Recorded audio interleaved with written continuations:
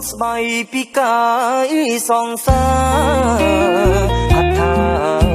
បានអងឯកសប្រានគ្មានសល់ត្រង់ណាក្លិនក្រ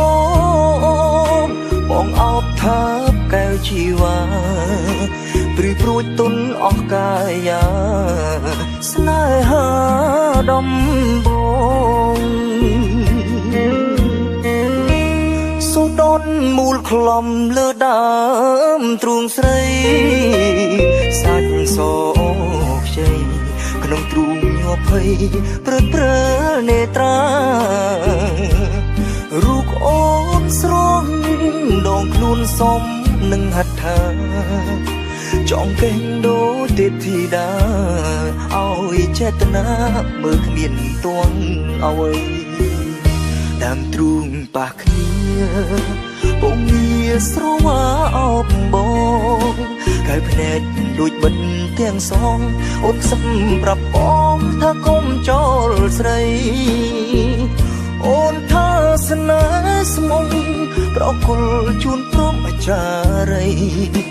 ចាត់បងរួមភើបលាយភ័យសែនស្ដាយពេលភ្ញាំងដឹងខ្លួន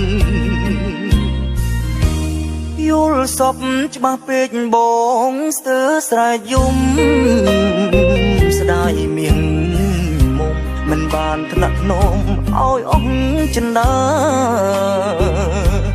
អូនស្អាតណាស់តើបើនៅដល់ទីណាជាតិនេះតើធ្វើយ៉ាងណាបានរួមស្នេហាដូចក្នុងសូបិន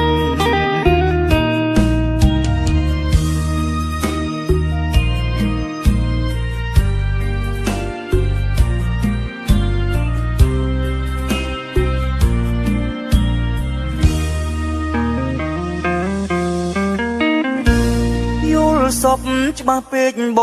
ងស្ទើរស្រែកយំស្ដាយមៀងមុំមិនបានថ្នាក់ភ្នំឲ្យអស់ចិន្តា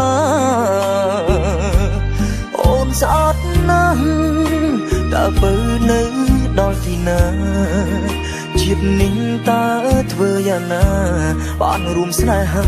ដូចក្នុងសូបិន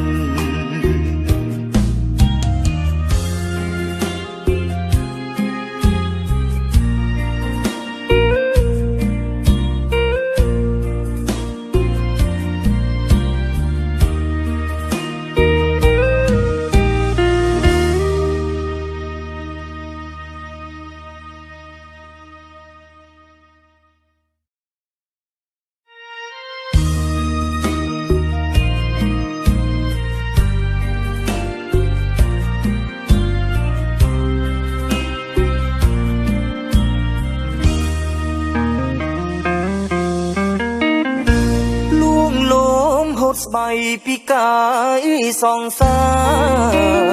ហដ្ឋាបានអងឯកសប្រានគ្មានសល់ត្រង់ណាក្លិនក្រមបងអោបថាបកែវជីវ៉ាព្រួយព្រួយទុនអស់កាយាស្នេហាដំបងសូដនមូលខ្លំលើដើមទ្រូងស្រីសាច់សោខ្ចីក្នុងទ្រូងញ័រភ័យព្រឹកព្រើនេត្រារូបអូនស្រងដងខ្លួនសំនឹងហដ្ឋាចង់កេងដូចទេពធីតាឲ្យចេតនាមើលគ្មានទងអ្វីដើមទ្រូងប៉ះគ្នាពងងារស្រវាអោបបងកែភ្នែកដូចបិទទាំងសងអូនសឹកប្រាប់បងថាកុំចោលស្រីអូនថាស្នេហ៍ស្មុំប្រគល់ជូនព្រមអាចារ្យចាត់បងរួមភើបលាយភ័យសែនស្ដាយពេលភ្ញាំងដឹងខ្លួនយល់សពច្បាស់ពេកបងស្ទើរស្រែកយំស្ដាយមៀង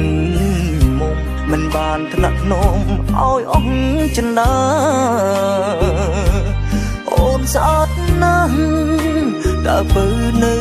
ដល់ទីណាជាតិនេះតើធ្វើយ៉ាងណាបានរួមស្នេហា